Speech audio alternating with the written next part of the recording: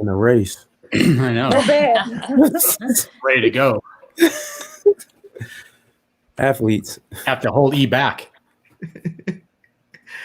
Hello, everybody, and welcome to another episode of Honestly Let's Talk. I'm your host, Todd Nesloni, and each week I look to bring you a variety of conversations with some of my favorite people from across the world, just to talk about things that are important that we don't always get to dive into. The past conversations have included things like racism from a Latinx or a Black perspective. We've talked about authors and entrepreneurs, and this week's episode I have been so geeking out about because today is all about athletes, Olympians and Paralympians here. Guys that are watching and listening right now, I don't know how I was lucky enough to get these 5 amazing, incredible people on here with me today, but I got to give a huge shout out to Classroom Champions for making this happen. So you'll probably hear me mention them, and the athletes will probably even mention them, and several of them I see are wearing their Classroom Champions gear. But thank you to Classroom Champions, and remember, stick around towards the end of this episode because there's a special little surprise that we will be announcing at the end. But you're not here to hear from me. You're here to hear from these incredible athletes. And so without further ado, I'd love for each of you 5 to kind of introduce yourself and tell us what sport have you or are you currently playing as a professional athlete. Steve, we'll start with you. My name is Steve Messler. I was a bobsledder, so I am this gray hair will give it away. 10 years ago, I retired. I went to 3 Olympic Games as a bobsledder for Team USA, won an Olympic gold medal in 4-man bobsled in 2010. And now currently the sport that I play is education, supporting so many people out there through my founding of Classroom Champions with my sister. Yeah, I was going to say, you are kind of the co-founder of Classroom Champions and the CEO and all that other fancy titles that come with being the big man in charge. Yeah. So, Markeith, tell us about you. Hey, guys. Markeith Price. I am a 2-time Paralympic track and field athlete. I'm visually impaired, and I'm just happy and excited to be here. I compete in the sport of track and field, and my event, I'm like a man of many, but my main events are the 400 and the long jump. Love it. Thank you so much for being here. Next up, I got to say, Megan, when my buddy Josh Stamper found out that you were on here, he was like, what? I love Megan. And I was like, well, then you'll have to tune in to hear from her as well. So, Megan, tell everybody who you are. Nice. Hopefully he's tuning in. Yes, my name's Megan Duggan. I am a 3-time Olympian and gold medalist in ice hockey. New mom, which is probably the highlight of my life right now. But yeah, super excited to be a new mentor with Classroom Champions and honored, obviously, to be a part of the event tonight. So looking forward to getting the discussion going. Thank you. And next up, I know I love you, and I'm so excited you're here, Elena. So thank you. Tell everybody who you are. So hi, everyone. I'm Alana Myers-Taylor. My first professional sport was actually professional softball. I'm a bobsledder now. I've been a bobsledder for 13, 14 years, 3 Olympics, 3 Olympic medals, still competing. Took last year off to have my son. And then I've also played rugby sevens for the U.S. national team. So a variety of different sports. A wide variety of sports. I almost forgot about the rugby thing. So did I. So Alana, you're ready to take people down at a moment's notice then, because rugby is pretty violent, right? Yeah, it is super violent. And that was my job, is just to go in and run through people. And recent MBA graduate as well. So just, Bravo. The list keeps on going. Yeah. Well, last but certainly not least, we have Sam. Sam, tell everybody who you are. Hi, I'm Sam Bosco. I don't know how to go after Elena, but I am a paracyclist, which I like to tell people is just a fancy way of saying that I'm a cyclist with a disability.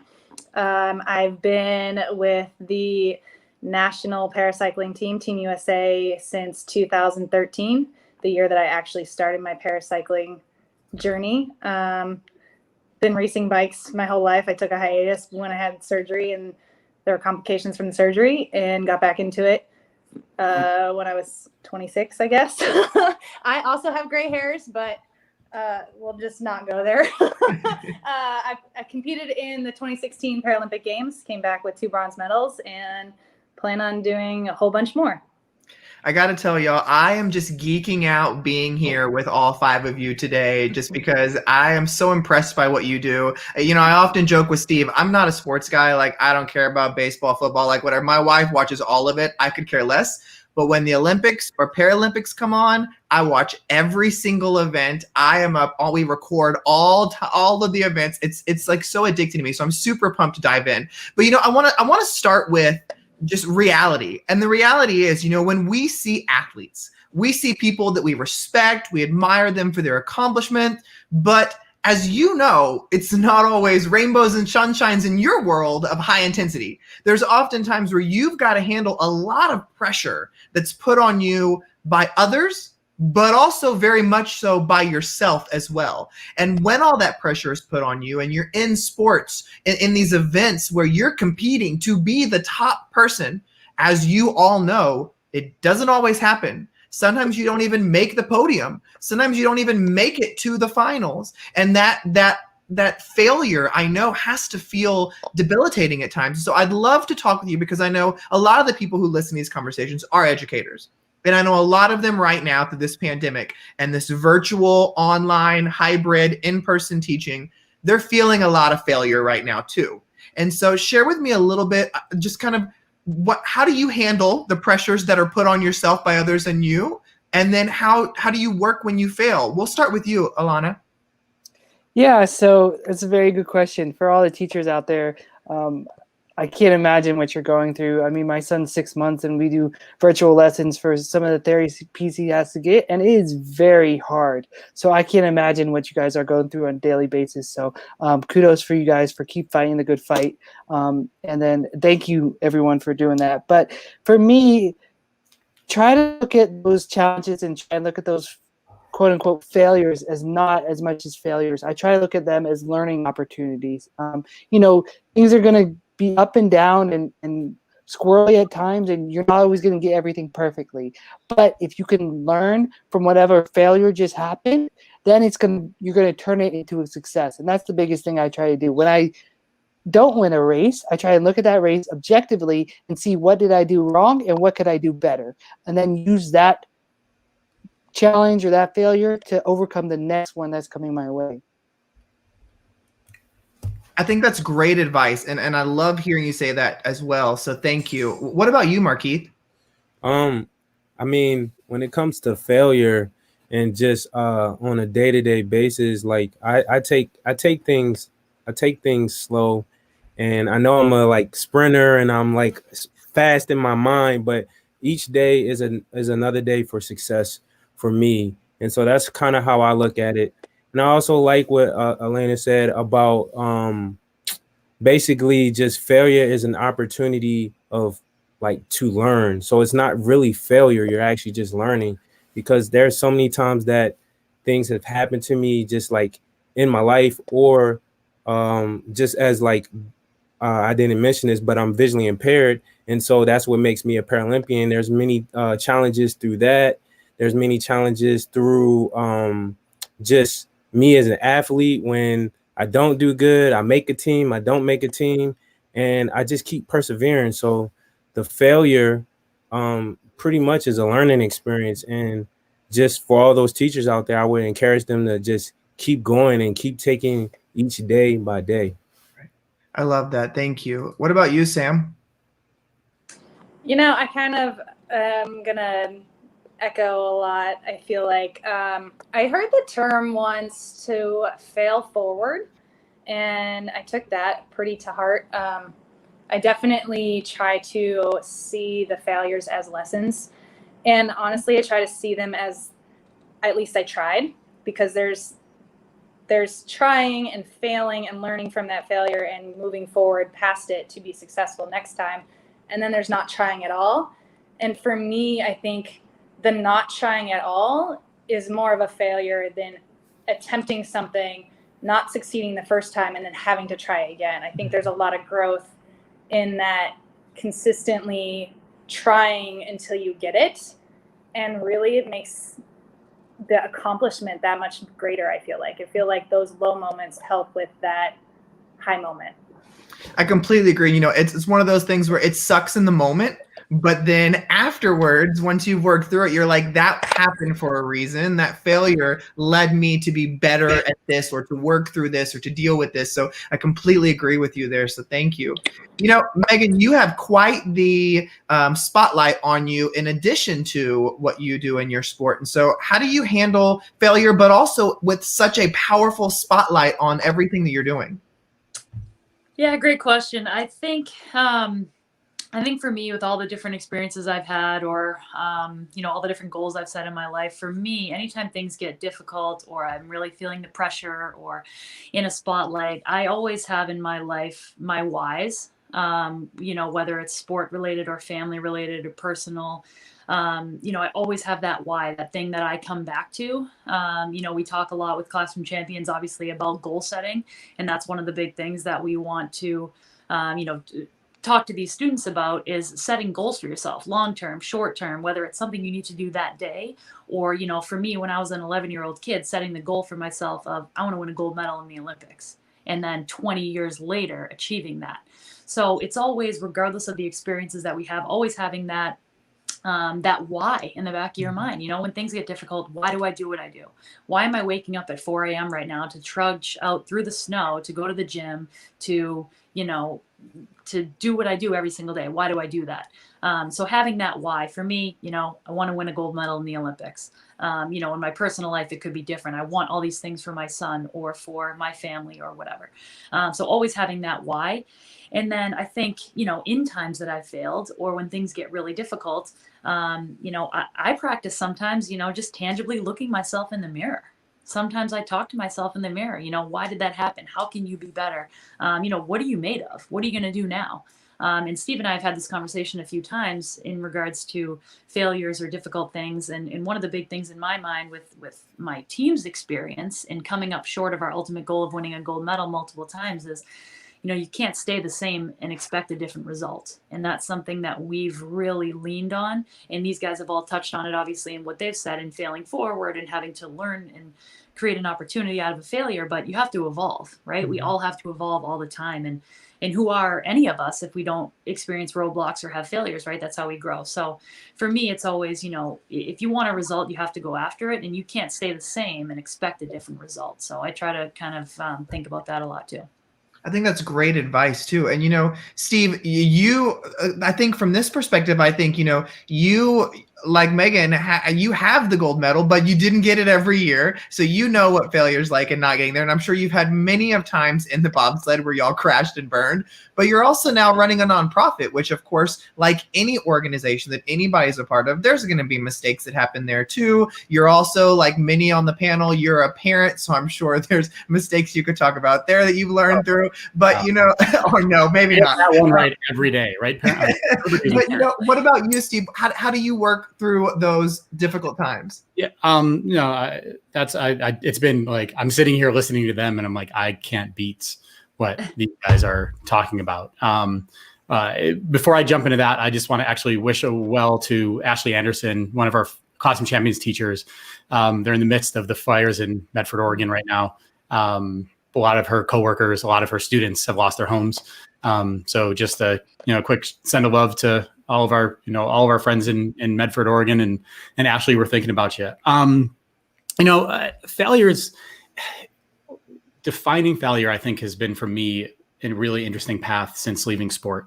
You could look at failure when you're an athlete. You could look at failure of doing something wrong on the track and your coach is telling you to correct it. And, that was doing something wrong versus failure. What's the difference between doing something wrong and failure?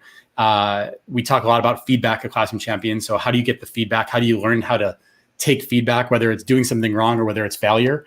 And I think, to me, how can you actually bring those things together and make that word failure just realizing it's just you did something, you got it wrong, you didn't do it right this time, which makes it a lot more digestible for me. So and also then I've had a pattern of things in my life that have happened where I'm now probably my third deep bottom in life, and I've learned now that after the bottom comes great things.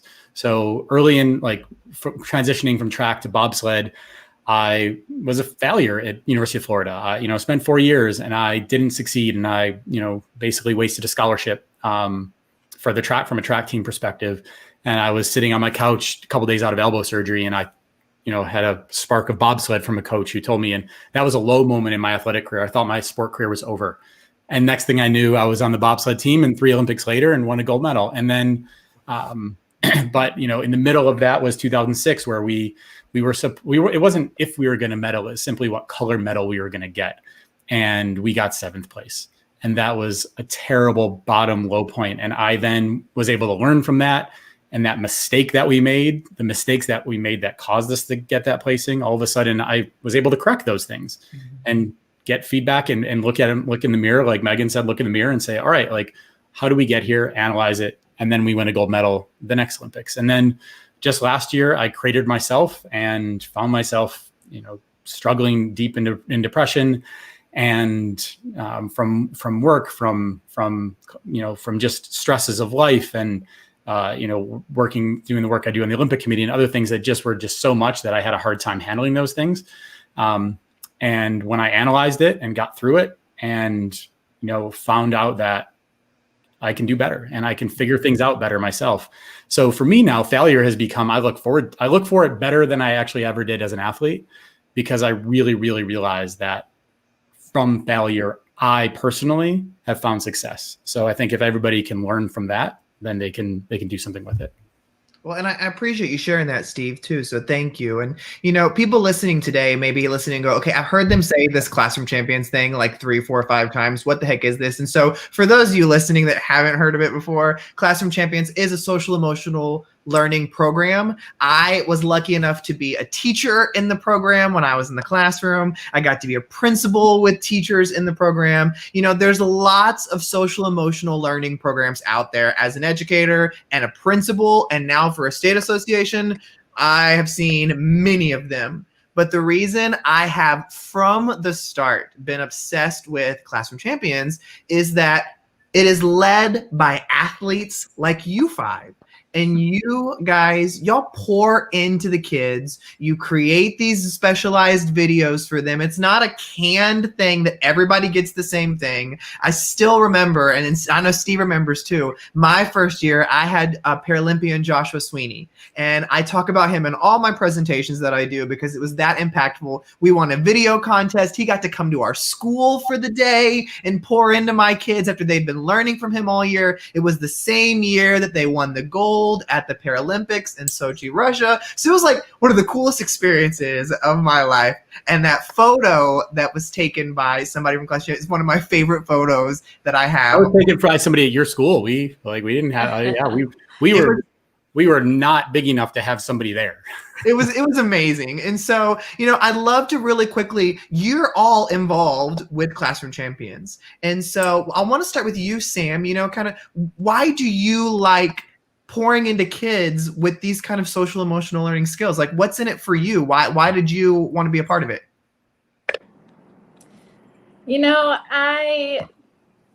I'm very fortunate in that I have really amazing parents and a really amazing support system that when I had personal trauma, I had them to lean on. So I was born with a bowed tibia. So the bone right above my ankle was curved. When I was 4, they took that part of the bone out. So my right leg was 2.5 inches shorter than my left.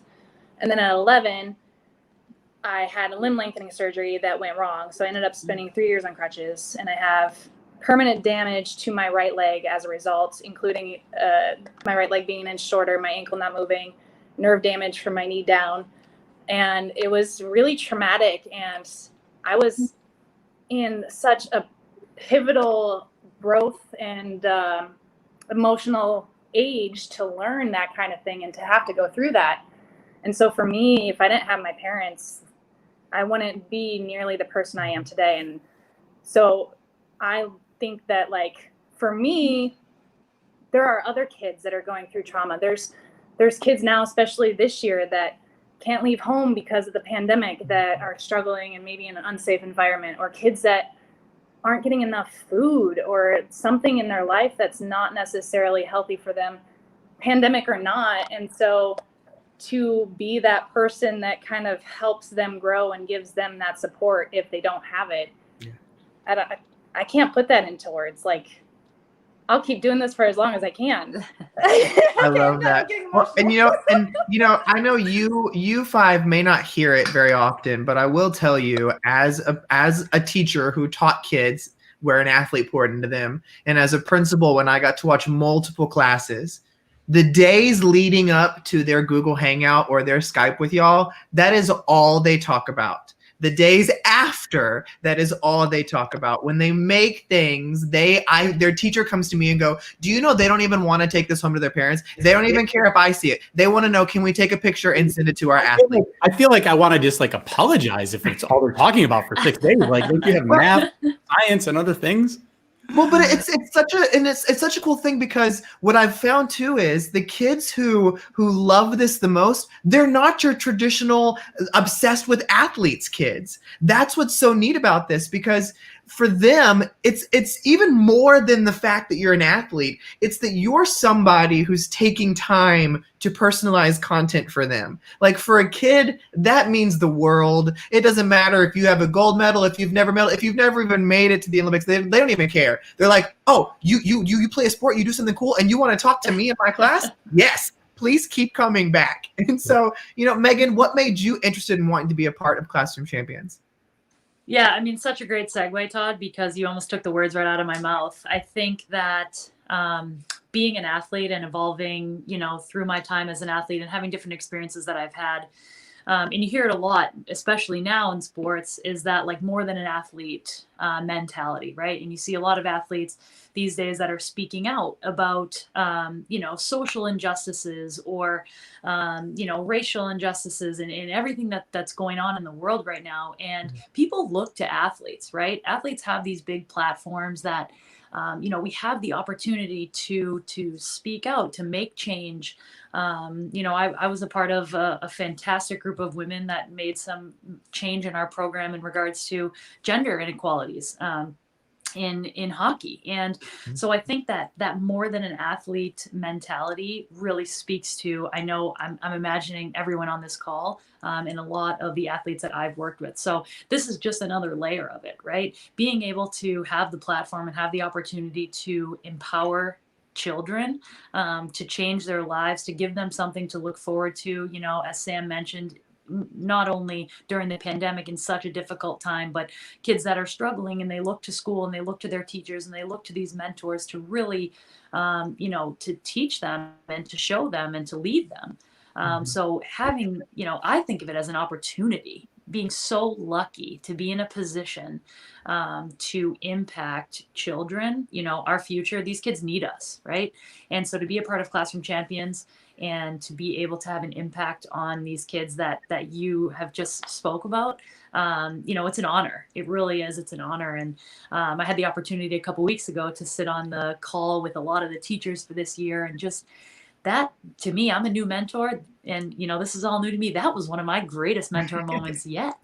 I mean, the emotion and the passion in those teachers. I got to meet the teacher whose classroom I'm working with, and I was just like, this is one of the best Zoom calls I've been a part of. And that's what I would say. Don't forget that the kids aren't the only ones obsessed with y'all. Like, us teachers, like, we get equally as geeked out when y'all send a message, when you come on the calls. Like, we try to hold it together for the kids. But I remember one of my teachers, Cassie Reynolds, and she's on here. I saw her in the comments. She had Merrill Davis and Charlie White. And like, she was like, when she found out those were her athletes, she was like, oh my God, I don't know how I'm going to do this. I don't know how I'm going to sit in these calls and try to keep it together when my kid, and I'm like, it's okay, we'll be fine. But Megan, I love everything that you said there, because I think, as athletes, y'all do have a voice and it is powerful, and you can instigate great change. And, I want to jump to you, Alana, because I know we have one of my favorite educators in the country, Ella Maya, on in the comments. I see her too. And she said that you were you were an athlete of hers. And that she said the class that you mentored, that when she had you, is now in high school, and that they still have their shirts. They still talk about you and Nick when she sees them. And so it's so cool to hear that, you had her class years ago and they're still talking about the impact you made. So what have you loved most about being an athlete for Classroom Champions? Wow, that made me feel extremely old.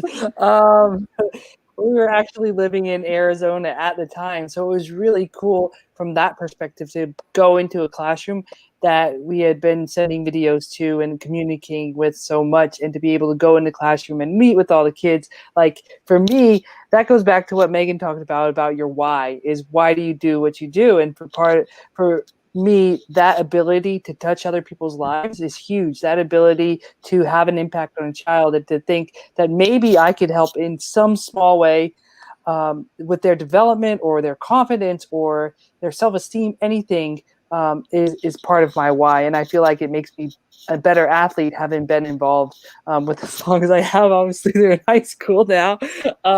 So, I was a substitute teacher before I got involved with Classroom Champions. And I also did the one-offs of going, after you win a medal, you get a lot of requests to go into schools and things like that. And for me, it was really part of that was like, what impact am I really able to have going once into a school? I don't know. I really don't. It's hard to really measure whether that had an impact. So to be able to be a part of something that allows me to have more touch points with classes has been tremendous. And like I said, I think it's made me a better athlete. I don't know. I mean, we have all the metrics to see what impacts have been on students, but I definitely know it's. And I see Ella put in the comments as well that you also did the whip and nene with her kids, and she still remembers that too. Yes. So bravo! You really do everything. I got challenged. You got to follow up when the kids challenge you. You can't back down. Right. So, well, Markeith, what about you?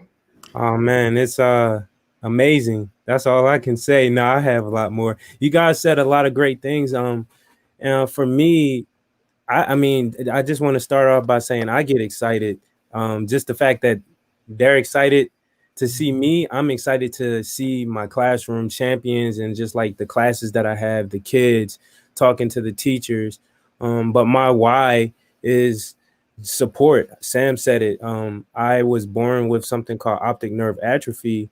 And for just like Sam, like my parents were my support system. I also had some mentors throughout, like when I went to church or did certain things, maybe a sport that I did when I was younger. I had like different mentors in my life that helped supported me.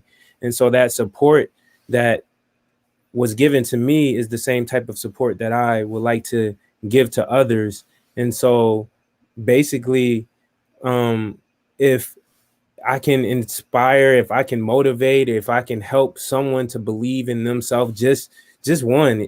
I hope I help more than one, but even if it's just one, I think that's the greatest thing and the greatest gift that I can give to somebody. So for me, Classroom Champions is just really about supporting all the different kids and the teachers. I didn't realize how much of an impact we as athletes had with the teachers up until maybe around this May, and having the meetings with the teachers and realizing like the teachers actually enjoy it too. So that's also a good thing, because I'm always about motivating anybody, doesn't matter who you are. So and you guys in the Classroom Champions, they my classes and the teachers, they motivate me to keep going and keep making content and great things like that. So yeah.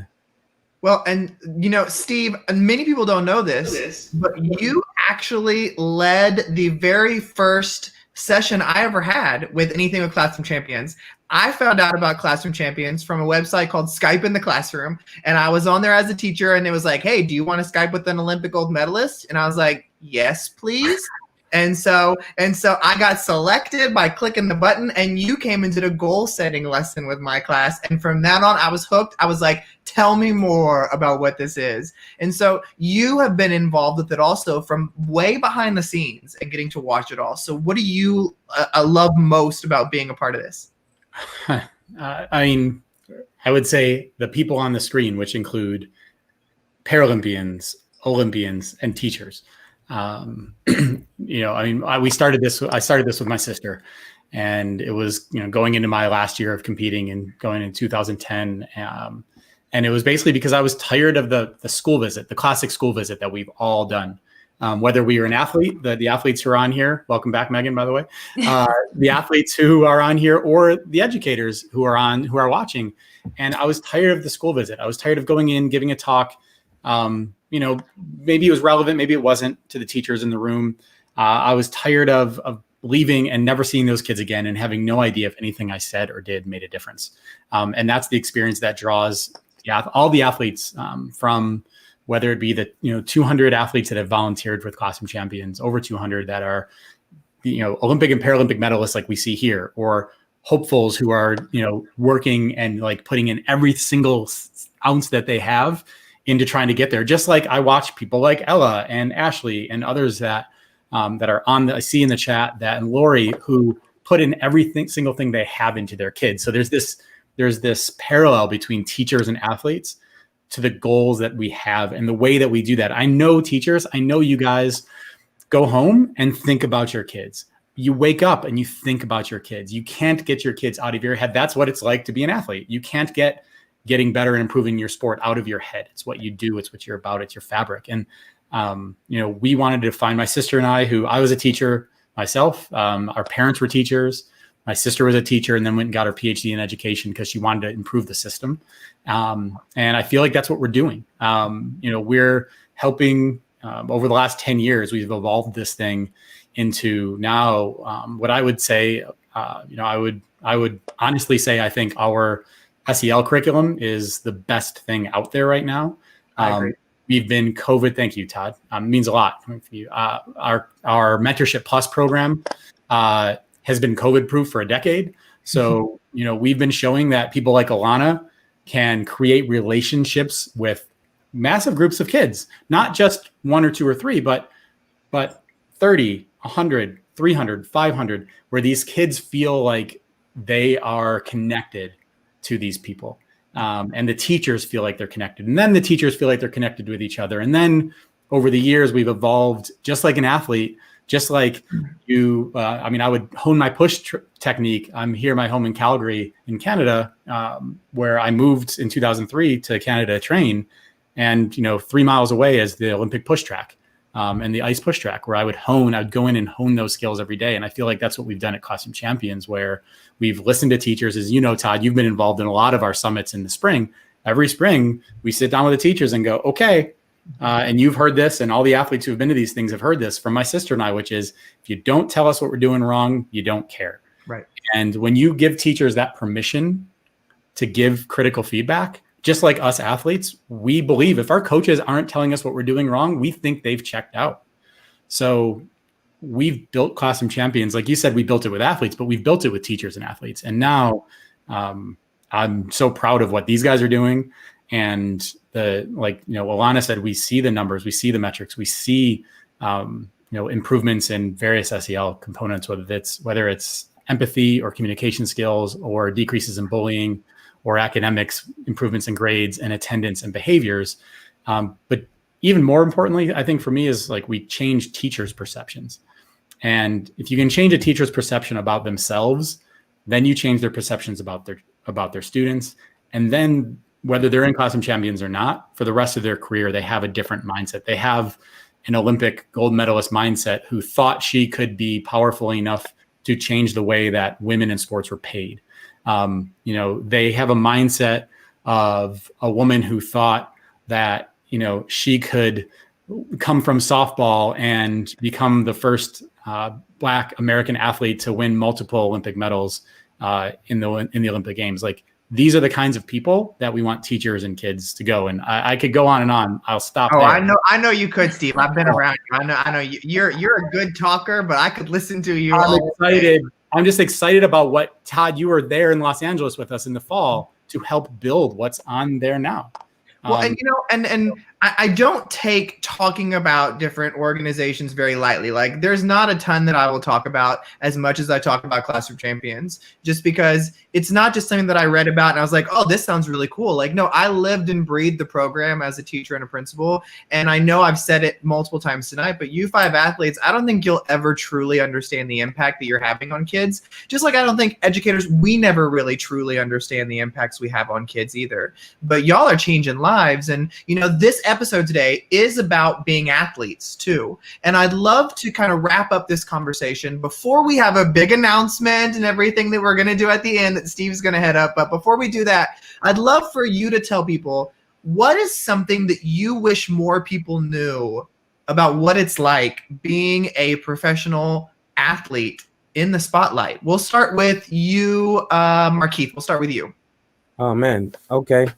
I guess I get the spotlight first. Let's see.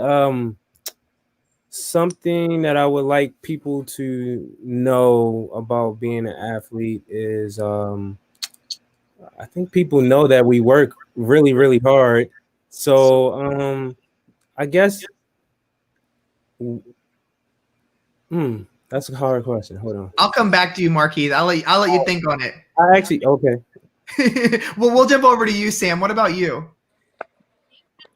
You know, I think it's really hard to be an athlete in the spotlight. For me, there's a bit of echo, sorry. For me, it's more of a, your failures are more when they're in the spotlight. Your successes are more, but your failures are more too. And you're more prone to thinking about yourself based off what other people are thinking about you or what other people are saying. Like, there's so much more mentally that's taxing as an athlete, especially in the spotlight, or especially when you have such an image to uphold in the public. So definitely for me personally, like, it's even more important to focus on that mindset, and even more important to go into a competition ready mentally as much as you are physically, because there is a little bit more pressure. And granted, a lot of the times it's pressure that you put on yourself as an athlete, because you're already putting pressure on yourself to do well and to be successful and to basically like prove that the 4 years of hard work meant something. But then there's that additional pressure because you're either trying to make other people proud or trying to like prove other people wrong or not fail because it's so in the spotlight. So I think that is something most people don't even really think about, that there's that much mental aspect added I think onto it. that's totally true. What about you, Megan? What do you wish more people knew about being a professional athlete? What I would say is that, you know, obviously I'm biased, but sports and being a professional athlete, I mean, it's such a microcosm of life. It's, you know, being a professional athlete is hard and it's wonderful and it's emotional and it's physical, and it's something I think that everyone can relate to. There's so many variables and so many different components. And it's something that kids can relate to, you know, when they're in school, right? It's hard and it's emotional and it's physical and it's wonderful, right? It's something, you know, anyone in any profession can really relate to. And that's, you know, going back to what I said about, you know, sports athletes having the opportunity to be more than an athlete, right? To engage with communities, to engage with kids, to engage with different organizations, because I think being a professional athlete, you're exposed to a lot of different things, you know, a lot of different climates, a lot of different variables, a lot of different situations and opportunities that present themselves. So yeah, that's what I would say. It's wonderful. It's difficult. It's emotional. It's, you know, it's a grind. But you know, it's some of the greatest honors of my life I've experienced being an athlete as well. So it's a whole It's a whole basket or bucket full of different emotions and physical things. Yeah, I love that. Marquis? Yeah, so what I was going to say, I just couldn't get the words together. I always use this term of uh like being an Olympian and being a Paralympic like mentality, like Olympic mentality, Paralympic mentality. And so basically what I mean by that is that anybody can be an Olympian. And so what I mean by that, our teachers, our people, our frontline workers, our people out there that are doing great things like that. That's what I say, that people don't realize that they are actually the athletes just as much as we are, because we're working extremely hard in our sport and they're working extremely hard in their sport, whatever that is. And just like we're on this call and there's a lot of teachers on here, they have the Olympic mentality because they're working hard, they're teaching these kids. And so I would say that one thing that people don't know is that they're athletes too. So yeah. I love that.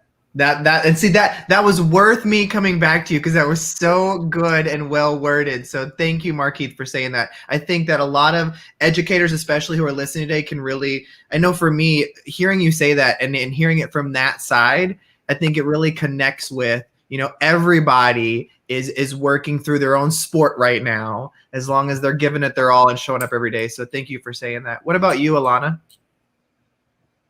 And that was kind of where I was going to go with this question too, is I think a lot of times people look at professional athletes as superheroes. And I like to pretend sometimes when I'm on the starting line for bobsled that I am a superhero. I've got a speed suit and stars and stripes everywhere. And, so I like to think I'm a superhero, but at the same time, we're all normal people as well. We have our ups and downs, we have our highs and lows, just like everybody else. And kind of going off of what Markeith said, in that same sense, I believe that everybody has the power to be a professional athlete within them. No, you might not make it to the NBA, or you might not be tall enough, or you might not have shoulders like a linebacker in that sense, but you have the power to do something really great. And it's about how you harness that and how you go after it. We just happen to have that power in a sport, but all of us possess that power, but all of us are also human too. So like when you see us on the street, especially 5 of us on a call, feel free to say hi. I love that. Steve, what about you, wrapping us up? Thinking about you've been in this quite a while too. What do you think you wish people knew about what it was like being an athlete? I was listening to these guys and not thinking about my answer. I think that I would love for people to understand that, and I've learned this after being out of sport for 10 years now, which is, again, like, my success is success to me. And, a lot of people, I meet a lot of people that say, well, I didn't go to the Olympics, but and the joy that I had, winning an Olympic gold medal, still pales into comparison to the joy I felt when I saw my daughter be born. So we don't live in a different world, in a different realm of emotions than everybody else. Ours are a little bit more demonstrable, which is why Classroom Champions, I find we find to be successful, because kids can see winning and losing in sport. You can't see winning and losing as much on, in the business world or in other areas, but it's demonstrable, so we can see it. So I think for people to understand that, like, there's a scale of human emotion and we all fit inside that scale. Yeah. And you see this joy happening, and it's because athletes have, whether it's role modeling where kids see Megan celebrating and other kids see Sam celebrating. So like celebrating in sport is just role modeled. But like, there's times in a classroom where like you finish a day and that it worked. That what you did worked. That they heard you, and you saw the gerbils were like, needing to like go over and water. And like, you haven't been given permission from society to just cheer and like celebrate.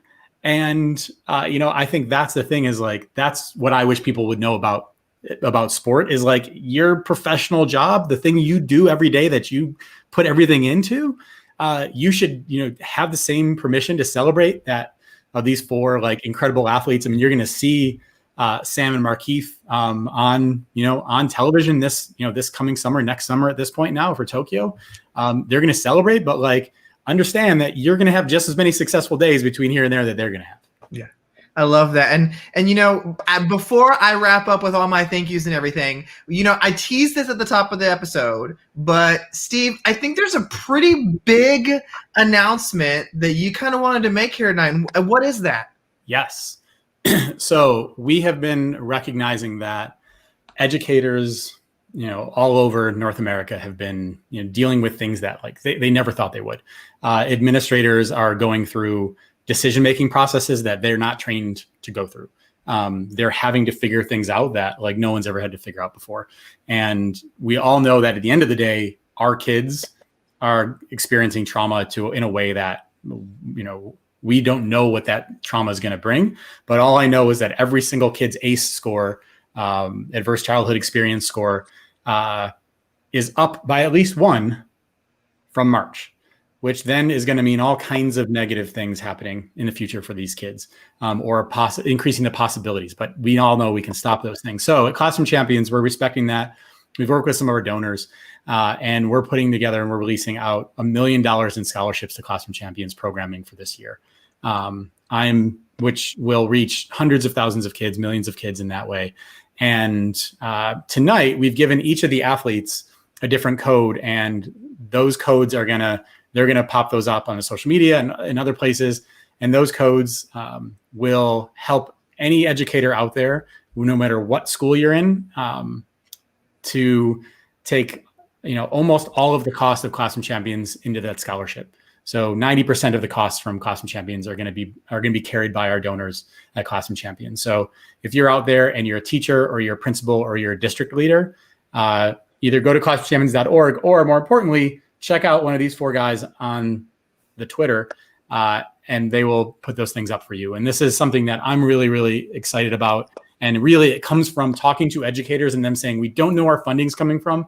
We don't know these things, but we need something that is going to help our teachers and our students. And the new Classroom Champions curriculum that is like a Netflix for educators within an SEL realm is something that, we hope we can help get out there. And we've asked these 4 guys to help us get that out there. So you were super chill during that, Steve, but I don't know. I'm like freaking out. But I can do this. I was like not my nature. 90%. Like I could see you being like, "Oh, we got scholarships. You can save 10%." People here heard you say 90% of the cost. We want $1 million in programming we're putting out there. We want schools and school districts. I see Elamaya on here, whose Cartwright School District just adopted Classroom Champions. Over 20 elementary schools there. We've worked with, from Los Angeles to New York to across the entire continent too. I see some of our teachers from Surrey outside of Vancouver on here.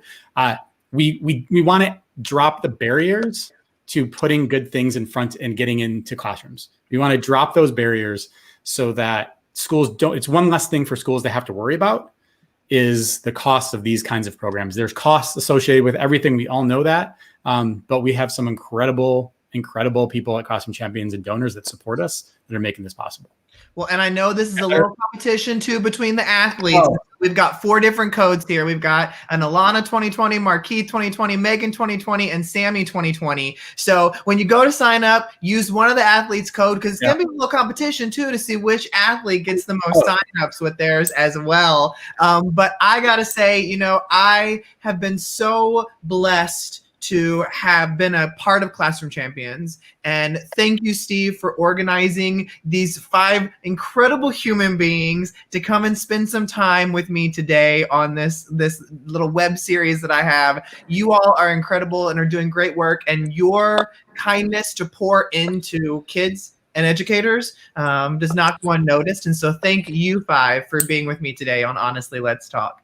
Yes. Thank you, guys. Thank you, everybody, for listening or joining another episode. Remember, you can check out all the past episodes on iTunes, Spotify, SoundCloud, YouTube, wherever you get your stuff. It's all going to be there. press the share button, share this video out so more educators can hear. You know, you can share these codes with anybody you want. It doesn't just have to be people that were here tonight. Share those codes out, get the word out about this awesome opportunity to learn from Olympic, Paralympic, and professional athletes about social emotional learning, which is so incredibly important these days.